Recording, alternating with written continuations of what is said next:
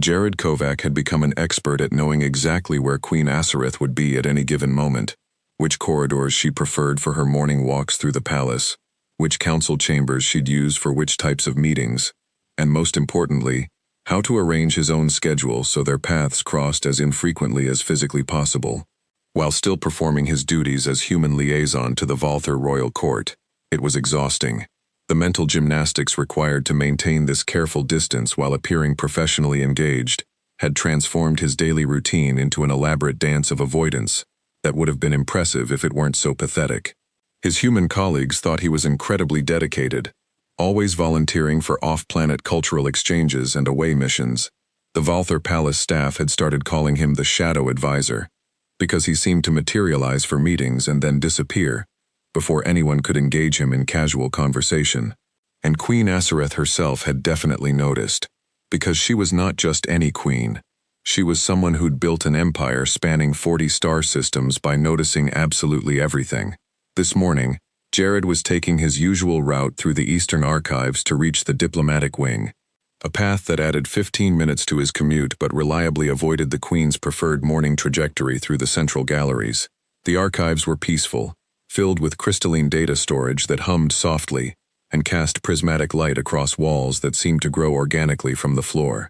The Valther didn't build architecture so much as cultivate it, and the result was spaces that felt alive, responsive, occasionally unsettling for humans accustomed to right angles and predictable geometry.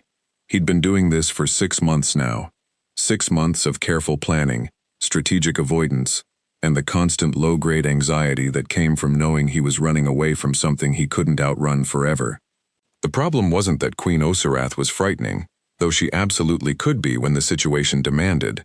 The problem wasn't even that she was his employer, technically, or that their species had only established diplomatic relations 3 years ago, and everything was still delicate and politically fraught. The problem was that Queen Osarath made Jared forget how to form coherent sentences when she looked directly at him with those impossibly deep eyes the color of space between stars. The problem was that her rare smiles felt like solar flares, bright and dangerous and capable of incineration. The problem was that he developed feelings so comprehensively inappropriate and professionally catastrophic that his only survival strategy was distance, as much distance as he could maintain while still technically doing his job. Jared had one specific memory that haunted him, the moment when he'd realized avoidance was his only option. It had been 3 months into his appointment during a formal reception for visiting dignitaries from one of the outer systems. Queen Osarath had been holding court in the central hall, wearing ceremonial robes that seemed woven from starlight. Her elongated ears adorned with delicate circlets that caught the bioluminescent palace lighting. Jared had been standing near the refreshment displays, trying to decode which foods were safe for human consumption versus which were purely decorative, when the Queen had approached him directly. "Advisor Kovac," she'd said, her voice carrying that particular resonance the Valther had. Not quite musical, but not entirely speech either. Something that vibrated in frequencies humans could feel as much as hear. "I understand you have particular expertise in comparative cultural music theory. Would you share your perspective on the relationship between human and Valther musical structures?" It should have been a straightforward question. Jared had written his doctoral dissertation on exactly that topic. He'd given lectures, published papers, could discuss the subject fluently in 3 different languages. But standing there with Queen Osarath's attention focused entirely on him, with those cosmic eyes waiting for his response, his brain had simply stopped functioning properly. "Music," he'd managed.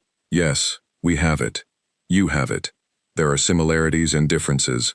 The frequency ranges are divergent but occasionally convergent in terms of emotional resonance, which is interesting because it suggests that maybe beauty is universal, or at least translatable across species boundaries, which would be philosophically significant in terms of..." He'd stopped himself before he could continue babbling, horrified at his own incoherence. Queen Osarath had smiled. Not the formal diplomatic smile she used in official functions, but something smaller and more genuine. "I appreciate your enthusiasm, advisor. Perhaps we could discuss this more thoroughly when you've had time to organize your thoughts." Then she'd moved on to the next group of diplomats, and Jared had spent the rest of the reception hiding behind a column, mortified. That was when he'd started avoiding her, because if he couldn't maintain professional composure for one simple conversation, How could he possibly function as an effective liaison? The solution was obvious. Minimize contact, keep interactions formal and brief, and absolutely do not allow himself to be alone with the Queen under any circumstances where his ability to think rationally might be compromised by her mere existence. It was working, mostly. He developed efficient systems. He'd memorized her schedule. He'd become friendly with the palace staff who could give him early warnings about her movements. He'd even started having his reports delivered by courier, rather than presenting them in person, citing efficiency and respect for the Queen's valuable time. His human colleagues thought he was being appropriately deferential to Vaelthir royal protocol. The Vaelthir staff thought he was charmingly shy, which apparently was considered an endearing human trait. Nobody suspected the truth, that the human advisor was running away from his own feelings like a teenager with a crush, except the object of the crush was an immortal alien queen, and the stakes involved interstellar diplomacy. Jared rounded the corner into a section of the archives he'd used dozens of times before, already planning his afternoon schedule. A meeting with the Cultural Integration Committee that would definitely not include the Queen, followed by data analysis that he could conduct from his quarters, followed by perhaps actually sleeping for once instead of lying awake thinking about cosmic eyes and devastating smiles. He walked directly into Queen Asareth, not metaphorically, literally walked into her, because she was standing in the middle of the corridor, arms crossed, clearly waiting. Jared stumbled backward, his heart immediately attempting to escape through his ribcage, while his brain supplied approximately 7 different panic responses simultaneously. "Your Majesty," he managed, executing what he hoped was an appropriate bow while internally screaming. "I apologize. I wasn't expecting I should have been paying more attention. Is there something I can help you with, or should I—" "Stop," Queen Asareth said, and the single word carried enough command to make Jared's mouth snap shut mid-ramble. She was wearing simpler robes today, deep indigo that made her luminescent skin seem to glow more brightly, her hair unbound and falling past her shoulders. She looked less like a formal ruler and more like someone who'd been waiting in an archive corridor specifically to ambush her human advisor. "We need to talk," she continued, and her voice carried an edge Jared had never heard before. Not anger exactly, but something sharp and determined. "You have been avoiding me, Advisor Kovac, for months, and I want to know why." But Jared's mind raced through possible responses. Deny it, claim coincidence, invent an emergency that required his immediate attention elsewhere. But Queen Asareth was standing between him and the only exit, and the look in her eyes suggested that running would be both futile and pathetic. "I haven't been," he started, but she cut him off with a gesture that somehow conveyed both royal authority and personal frustration. "Do not insult my intelligence with lies," she said. "You have rescheduled 17 meetings, specifically to avoid times when I would be present. You have taken routes through the palace that add significant time to your commute. You have submitted reports by courier rather than in person despite knowing I prefer direct briefings. You leave rooms when I enter them. You have made yourself, Advisor Kovac, conspicuously absent from my presence whenever possible. I want to know why." Jared felt trapped between honesty and self-preservation, between the truth that could destroy his career and the lies that would disappoint someone he'd already hurt through avoidance. Queen Asareth's expression shifted slightly, the command softening into something that looked almost vulnerable. "Have I offended you in some way? Threatened you? Given you reason to fear me? That?" And that was the question that broke through Jared's defenses, because the assumption behind it was so fundamentally wrong that he couldn't let it stand. "No," he said quietly. "You haven't done anything wrong. This isn't about fear of you as a ruler, Your Majesty. You've been nothing but professional and respectful since I arrived." "Then what?" Queen Asareth demanded, stepping closer. "Explain to me why my human advisor, someone I specifically requested based on your research and insights, acts as though being in my presence is a punishment to be avoided at all costs."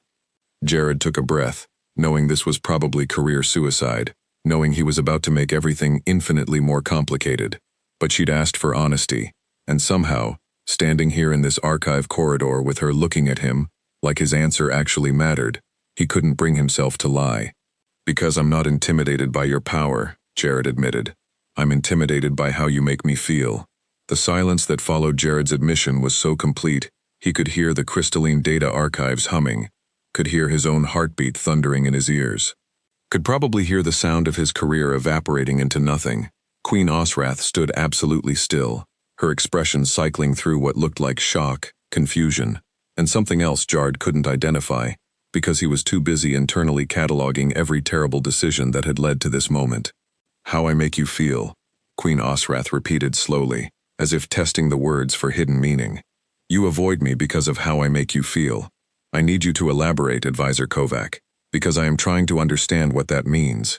And I confess, I am finding multiple possible interpretations, some of which seem highly improbable."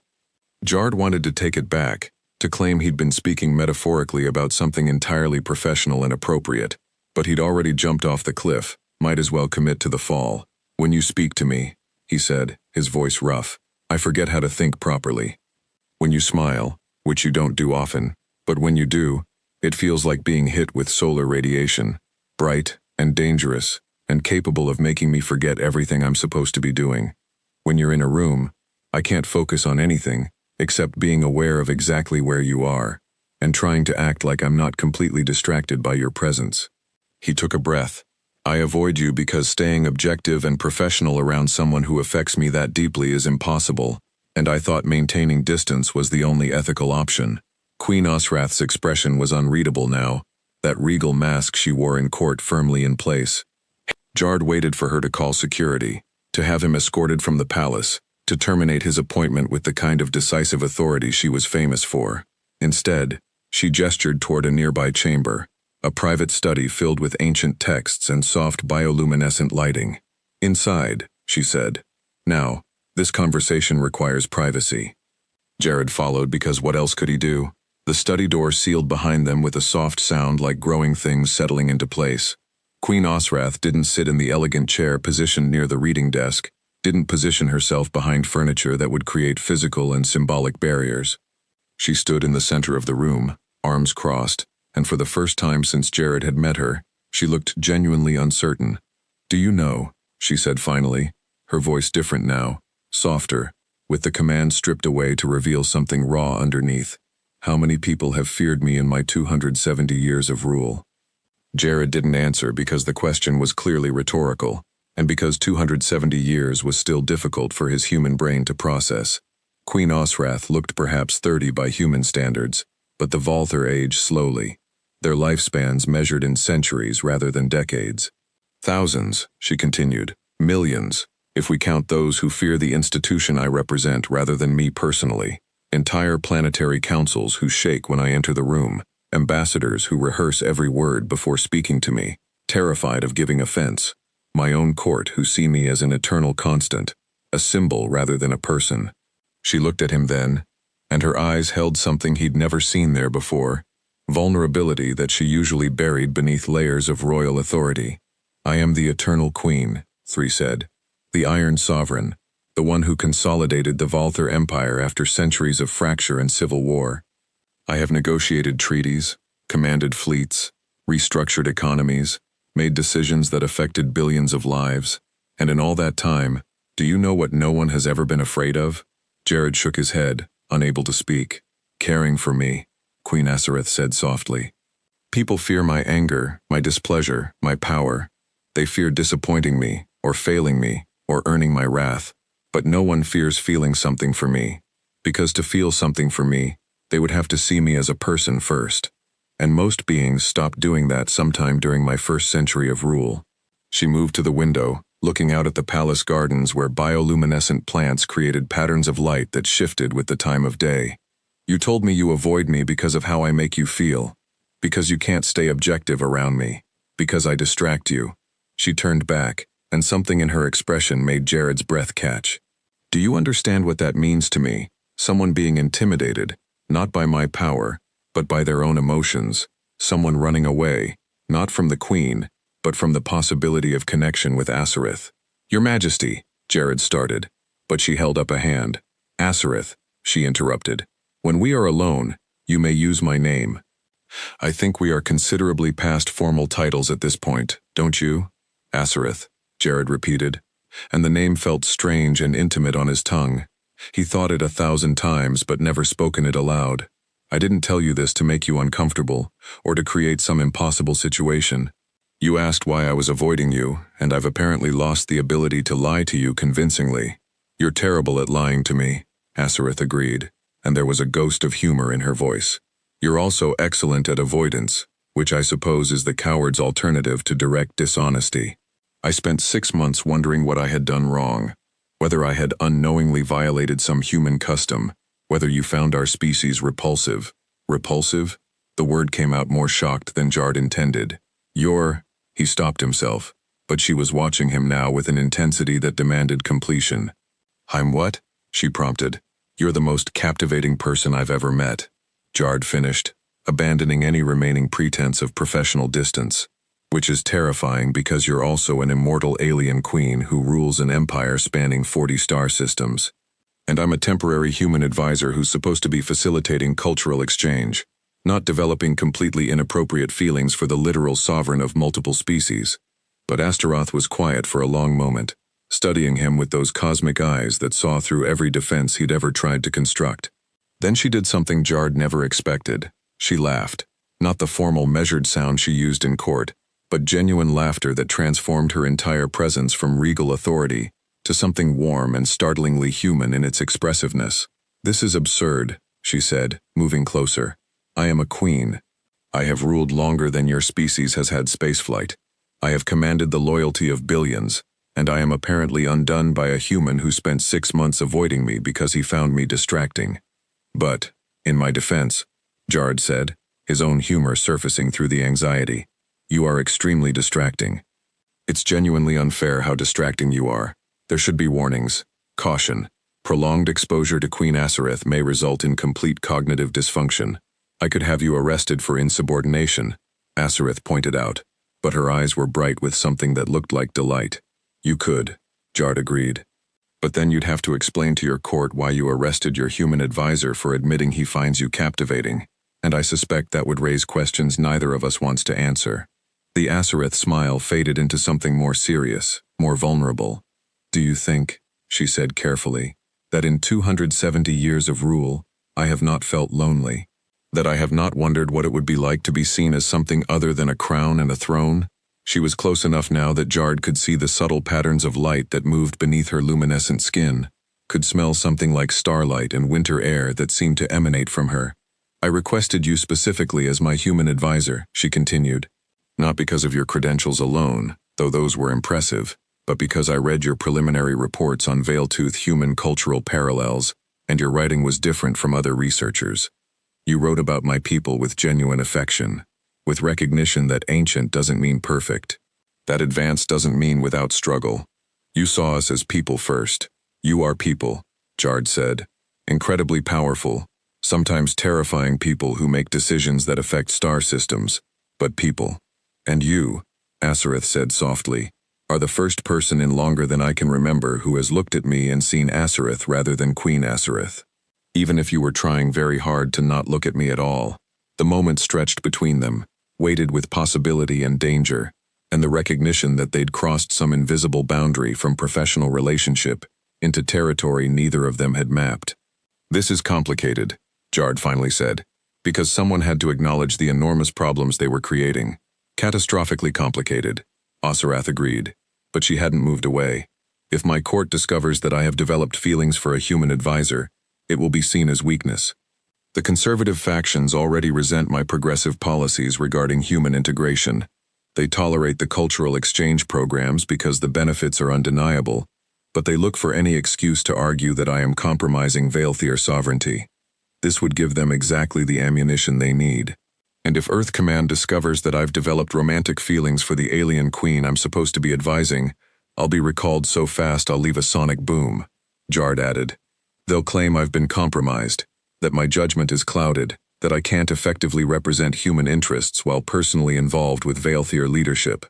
So we agree, Asarath said. This is impossible. Completely impossible, Jard confirmed. Neither of them moved.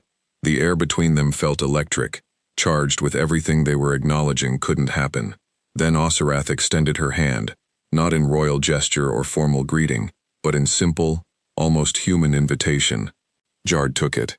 Her skin was cool and smooth, luminescent even in direct contact. and the moment their fingers interlaced, something like starlight seemed to race up his arm. Osirath's eyes widened slightly, and Jard realized that whatever he was feeling, she was experiencing something similar. "So," he said, his voice rough, "we've established this is impossible and complicated, and could destroy both our careers. What do we do now?" Osirath's smile was small but genuine. "I have absolutely no idea. I can navigate political crises, mediate centuries-old disputes, and restructure interstellar alliances. But this, I confess, I am entirely out of my depth." "That's oddly reassuring," Jard admitted. "I was worried you had some ancient veil-tooth wisdom about impossible romantic situations. If I did, I would have applied it decades ago," Osirath said. Then more seriously, "I don't want to go back to avoiding you. These past 6 months have been lonely. More lonely than I realized until this moment." "I don't want to avoid you either," Jard said. "But I also don't want to be the reason you face political opposition, or the reason human veil-tooth relations become complicated." "Then perhaps," Osirath said slowly, "we proceed carefully, privately. We allow ourselves this." She gestured to their joined hands while maintaining professional boundaries publicly. "It would require absolute discretion, trust, patience, and lying to everyone around us about something fundamental," Jard pointed out. "Yes," Osirath admitted. "It would be a risk, potentially a catastrophic one, but the alternative is denying something I haven't felt in centuries, hope that loneliness isn't the inevitable price of the crown." Jard looked at their joined hands, human and veil-tooth, and thought about all the reasons this was a terrible idea. Then he thought about 6 months of running away, about Osirath spending centuries lonely at the top, about the fact that they'd both built their lives around duty and service, and maybe, just maybe, they deserved something for themselves. "I'm in," he said. "If you are, carefully, privately, with full awareness, this could explode spectacularly." Osirath's smile transformed her face from regal authority to something radiant. "Then we have an accord, Advisor Kovac." When they were alone again, Osirath gestured to the low table where the food had been arranged. "Sit, eat, and tell me something true about yourself that has nothing to do with your work or your diplomatic function." But Jared settled onto the cushioned seat, more comfortable than it looked, designed to accommodate both Valtier and human physiology, and considered the question. "I'm terrified of deep water," he admitted. "Earth oceans, alien seas, doesn't matter.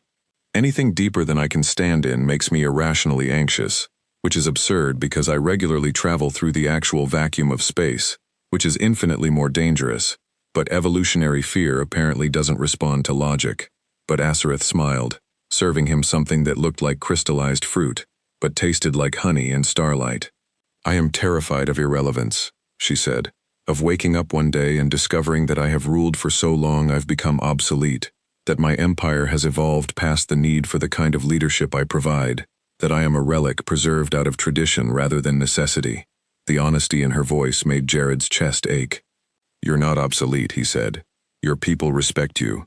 More than that, they trust you. I've seen it in how they speak about you, how they defer to your judgment even when they disagree with your decisions. Respect and trust can coexist with the recognition that perhaps it's time for something new," Osirath said. "I have been queen for 270 years.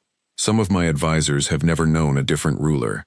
The youngest generation of Veilfear were born into an empire I consolidated before they existed. How long before my perspective becomes a limitation rather than an asset?" Jared ate something that tasted like vegetables crossed with starlight. He was starting to realize that everything on this planet had that particular quality, and thought about how to respond. Human leaders serve terms measured in years, not centuries. Our perspective is that change is constant, that new leaders bring new ideas. But we also lose a lot through that constant turnover: institutional knowledge, long-term vision, the ability to see patterns across decades rather than election cycles. Your longevity isn't a weakness, it's a different kind of strength. "You're being diplomatic," Osirath observed, but she looked pleased. "I'm being honest," Jared corrected. "Diplomatic would be generic praise that doesn't actually say anything.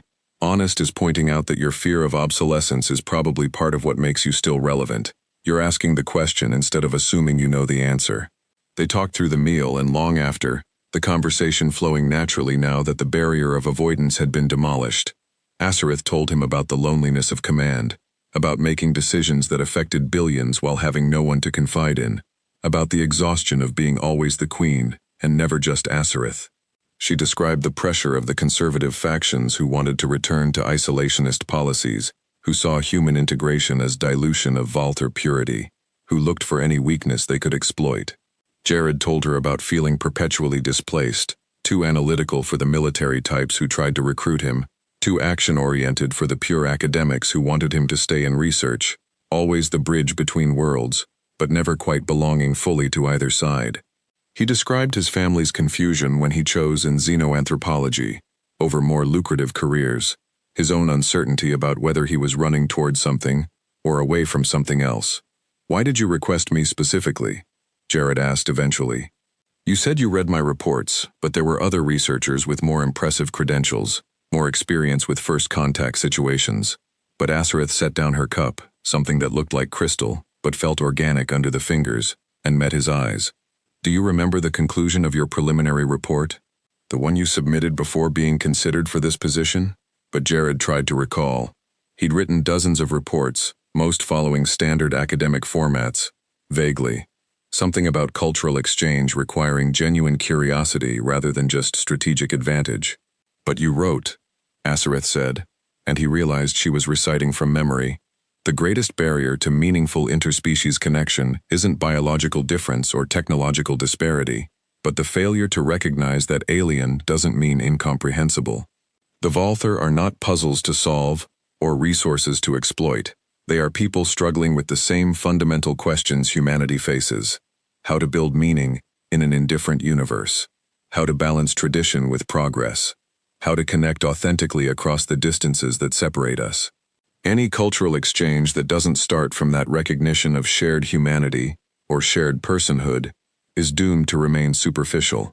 Jared felt his face heat. "I was probably being too philosophical for a policy document." "You were being honest," Asareth said. "And your honesty made me curious about the human who could write that after only 3 months of preliminary research. I wanted to know if you actually believed it, or if it was just pretty words designed to secure a prestigious appointment." And Jared asked, "And then you arrived and you were awkward and earnest and clearly overwhelmed by palace protocol, but you treated every Valthyri you encountered like a person first. You learned our staff's names. You asked questions that weren't in any briefing document. You made mistakes and apologized genuinely, rather than defensively. You were exactly the person your writing suggested you were." She smiled. "And then you spent 6 months avoiding me, and I thought perhaps I'd been wrong. That you were just a very good actor after all. I was avoiding you because I couldn't figure out how to be professional around someone I was developing feelings for," Jared said, which in retrospect was probably the opposite of acting. More like running away from my own emotions like a teenager. "How old are you?" Asareth asked suddenly. "By human standards." 32, Jared said. "Which I'm aware is absurdly young by Valthyri reckoning. You've been alive longer than my entire species has had written language. Does that bother you?" Asareth asked carefully. Jared considered the question honestly. "It should probably bother me more than it does. There's a power imbalance there that's kind of staggering. Not just in terms of authority, though that's significant, but in terms of experience and knowledge and understanding of the universe. You've forgotten more than I'll ever learn." "But," Asareth prompted, "but you're also sitting here admitting you're lonely and uncertain and scared of becoming irrelevant. You've lived for centuries, but you're still figuring things out, still making mistakes, still learning. That matters more than the age gap. I could outlive you by centuries," Asareth pointed out. "If we pursue this, whatever this is, there's an end point that I will experience and you won't." "How does one reconcile that?" "I don't know," Jared admitted. "I think that's a problem for future us. Present us is trying to figure out if we can even make this work in the short term without causing an interstellar incident." The Asareth laughed at that, the sound bright and genuine. "Future us will probably think present us is making terrible decisions." "Almost certainly," Jared agreed. "But present us has been miserable avoiding each other. So, maybe terrible decisions are an improvement." They established rules as the evening wore on, and the palace lighting cycled toward night. Absolute discretion in public, professional boundaries maintained during official functions, no assumptions about the future, and complete honesty in private. Asareth would continue requesting him for briefings and consultations, but they would ensure others were present to avoid any appearance of impropriety. Jared would continue his cultural integration work, but he'd stop the elaborate avoidance strategies that were probably more conspicuous than normal interaction would be. What physical affection? Jared asked, trying to keep his tone clinical despite the fact that they were still holding hands and had been for hours. Do Valther have different norms about that? I don't want to assume anything based on human expectations. The Acerith luminescence flickered slightly. Jared was learning to read these subtle shifts in her skin's glow as emotional indicators. We're more reserved physically than humans in public contexts, she said. But in private, touch is how we express connection that words can't capture. The fact that we've been holding hands for she glanced at some internal sense of time. Approximately 3 hours is significant by my cultural standards. Is it too much? Jared asked, suddenly worried he'd been inadvertently pushing boundaries. No, Acerith said softly. It's perfect. I'm simply noting that by Valther custom, sustained physical contact like this is something typically reserved for deeply intimate relationships. We're not casual about touch. Neither are humans really, Jared said. We just pretend we are, but holding someone's hand for 3 hours is definitely a statement. We're both making statements, Acerith said, and her smile held a warmth that made Jared's breath catch. When he finally left, late enough that the palace was quiet, most staff having retired for their rest cycles, Acerith walked him to a concealed exit she claimed only she and her most trusted security knew about. It led to a garden path that would eventually connect to the visitor quarters, where Jared's rooms were located, allowing him to arrive without using the main corridors where questions might be asked. At the threshold, Acerith touched his face gently, her cool fingers tracing his cheekbone in a gesture so tender it made his heart stutter. Thank you, she said softly, for being honest, for being brave enough to admit what you felt, instead of running forever. Thank you for not having me arrested, Jared replied, and when she laughed, he thought it might be his new favorite sound in the universe. I'll see you tomorrow, she said, publicly and professionally. Try not to avoid me. I'll do my best, Jared promised, though I make no guarantees about the coherent speech thing when you look at me. I'll consider it part of your charm, Acerith said, and then, before he could respond, she leaned in and pressed her lips to his forehead, brief, chaste, but electric in its intimacy. Then she was gone, the concealed door closing behind her, and Jared was standing alone in the garden trying to remember how to make his legs work properly, while his entire nervous system processed what had just happened. Jared made it back to his quarters in a daze, his mind replaying the entire evening on loop. He'd gone from carefully avoiding Queen Acerith to having dinner with her, holding her hand for hours, establishing the parameters of a secret relationship, and receiving what he was pretty sure counted as their first kiss, even if it was just his forehead. His life had transformed completely in the span of one day, and he wasn't entirely sure whether to be exhilarated or terrified, probably both simultaneously. Sleep was impossible. He lay in his bed, human-designed but incorporating some Valthar bioluminescent elements that he usually found soothing, and stared at the ceiling while his brain refused to shut down. Every moment kept replaying, the way Acerith's voice had softened when she talked about loneliness, the warmth of her hand in his, the vulnerability in her eyes when she'd admitted that no one had ever been afraid of caring for her before, the gentle touch on his face as she'd said goodbye. He was falling for an alien queen. Not metaphorically, not as some abstract diplomatic complication, but genuinely, completely falling for someone who ruled an empire and had been alive for centuries and could probably destroy his entire career with a single word to the right people. It was absurd and dangerous, and felt more right than anything he'd experienced in his entire 32 years of existence. The next morning, Jared went through his usual routine, with the surreal awareness that everything had changed, but nothing could look different. He dressed in his standard liaison attire, reviewed his schedule, a morning briefing on cultural integration metrics, followed by a consultation on human education systems that the Valther were considering adapting, and headed toward the administrative wing using his normal route, not the elaborate avoidance path he'd been taking. He passed several Valther staff members who greeted him with the usual courteous gestures. Nobody seemed to notice anything different. Nobody looked at him like he was carrying a secret that could shake the foundations of interstellar diplomacy. He was just the human advisor going about his day. The morning briefing was in one of the smaller council chambers with about a dozen Valther officials and 2 other human advisors who'd arrived more recently. Jard took his usual seat, opened his data tablet, and tried to focus on the presentation being given about educational exchange programs. He was succeeding reasonably well until the door opened and Queen Osrath entered. Everyone stood immediately, veiled their protocol for royal presence, and Jard stood with them, his heart suddenly racing. Asareth wore formal robes in deep purple, her hair bound in an elaborate style that signaled official capacity, her bearing every inch the eternal queen. She acknowledged the room with a slight nod, gestured for everyone to be seated, and took her position at the head of the table. "Continue," she said to the official who'd been presenting, her voice carrying that resonant authority Jard had heard hundreds of times. The briefing proceeded. Asareth asked questions, offered insights, guided the discussion with the kind of strategic thinking that had maintained her empire for centuries. She was brilliant and formidable, and completely professional. Jard contributed when appropriate, keeping his comments focused on human perspectives and cultural considerations. And then, about 30 minutes into the meeting, Asareth's eyes met his across the table. It lasted perhaps 2 seconds. To anyone else in the room, it would have looked like the Queen simply acknowledging her human advisor's presence, making brief eye contact before returning her attention to the speaker. But in those 2 seconds, Jard saw warmth in her cosmic eyes, recognition, a private acknowledgement of everything that had passed between them the night before.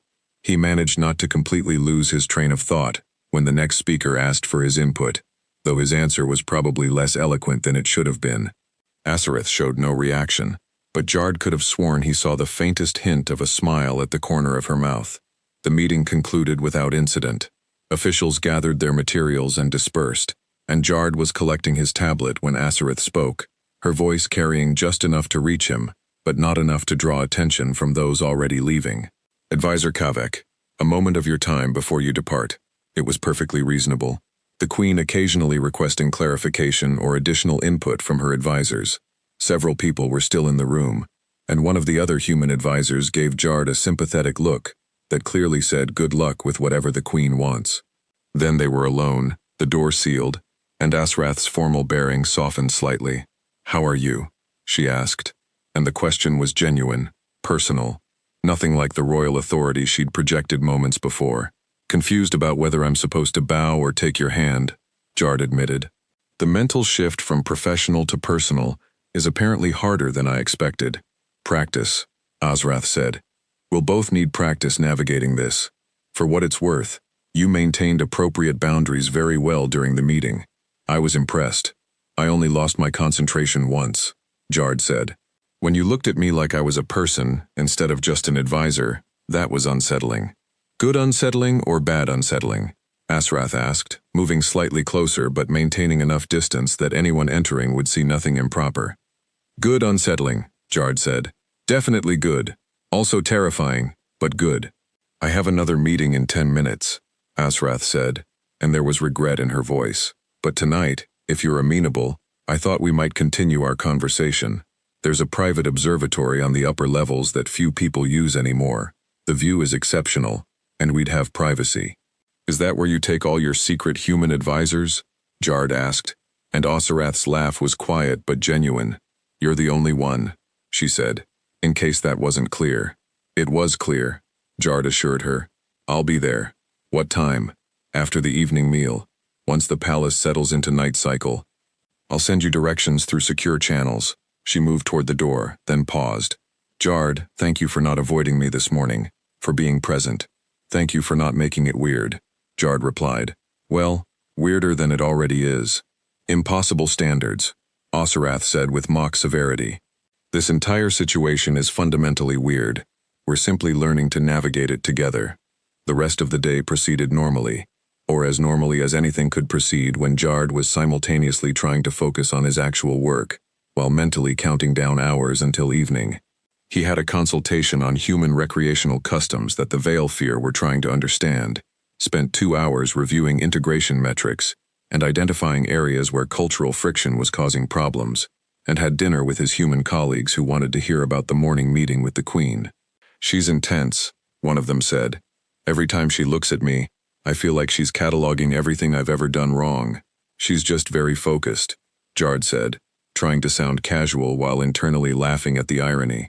Once you get used to her presence, it's less overwhelming. You seem to have adapted well, another colleague observed. I heard she specifically requested you for several upcoming projects. That's a significant vote of confidence. Or she thinks I need more direct supervision, Jard suggested, deflecting. Hard to say with alien psychology. After dinner, he returned to his quarters, changed into something more casual, and waited for the secure message with directions. It arrived precisely when Osirath had indicated, coordinates for a location in the palace's upper levels, along with a note that simply said, "The door will recognize you."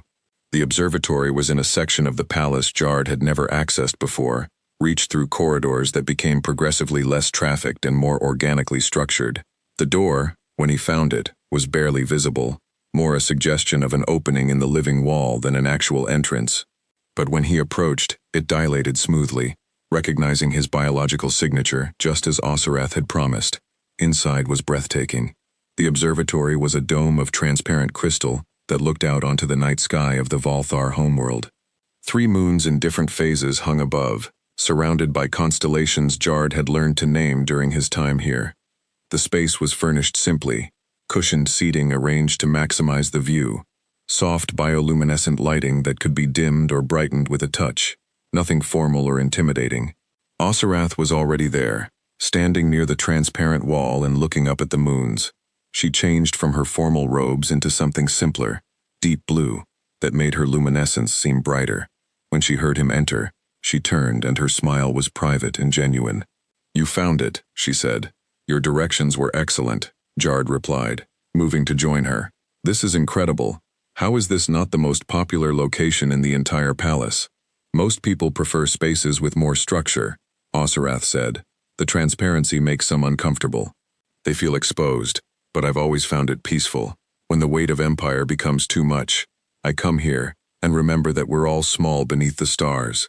They settled onto the cushioned seating, and Jard discovered it was perfectly positioned, so they could look up at the night sky, while sitting comfortably.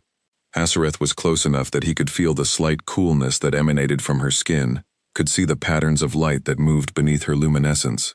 "Tell me about your world," she said. "Not the diplomatic briefing version. Tell me what you love about Earth, what you miss when you're here." Jard thought about his home planet, trying to articulate something true. "I miss the ocean," he said, "which is ironic, given that I'm terrified of deep water.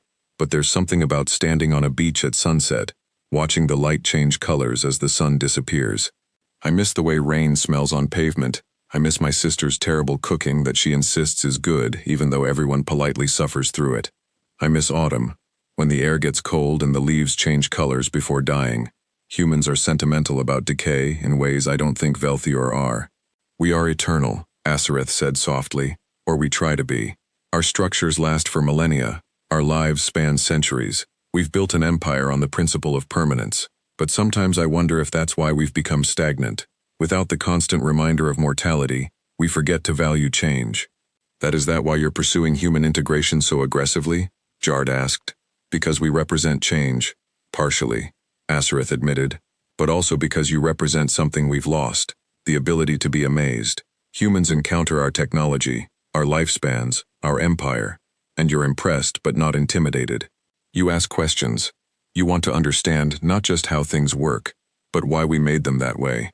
You make us explain ourselves, justify our choices, think about whether ancient means better or just means old." She turned to look at him directly. "You make me think about whether I'm ruling out of genuine vision or just because I've always ruled, whether the decisions I make are strategic or just habitual. You challenge me, Jard, in ways my own people stopped doing centuries ago. Is that why you wanted this?" Jard asked, gesturing between them. "Because I challenge you. I wanted this," Asareth said carefully. "Because when you look at me, you see Asareth first and Queen second. Because when you stammered through that answer about music at the reception, I realized you were nervous not because of my authority, but because you were trying to impress me as a person. Because in 6 months of watching you work, watching you interact with my people, watching you try so hard to maintain professional distance, I came to understand that you care, not about advancing your career or securing prestige, but about actually building something meaningful between our species." She reached for his hand, and he gave it willingly, the contact sending that familiar starlight sensation racing through his nerves. And somewhere in those 6 months, she continued, I realized I was lonely, profoundly lonely, and that maybe I didn't have to be. They talked for hours beneath the 3 moons, sharing pieces of themselves that had nothing to do with diplomacy or duty. Asareth told him about her childhood, what little she remembered of it, given that it had been nearly 3 centuries ago, and about the weight of inheriting the crown young by Valther standards. She described her fears about the future, about conservative factions who wanted to undo all her progressive policies, about the exhaustion of being always on, always perfect, always the eternal queen. Jard told her about his family, about parents who loved him but didn't understand him, about a sister who was his best friend despite living halfway across the galaxy now. He described his decision to pursue xenoanthropology, how it had felt like finding a purpose after years of drifting, how first contact with the Valther had felt like destiny, even though he didn't believe in destiny. What do you believe in?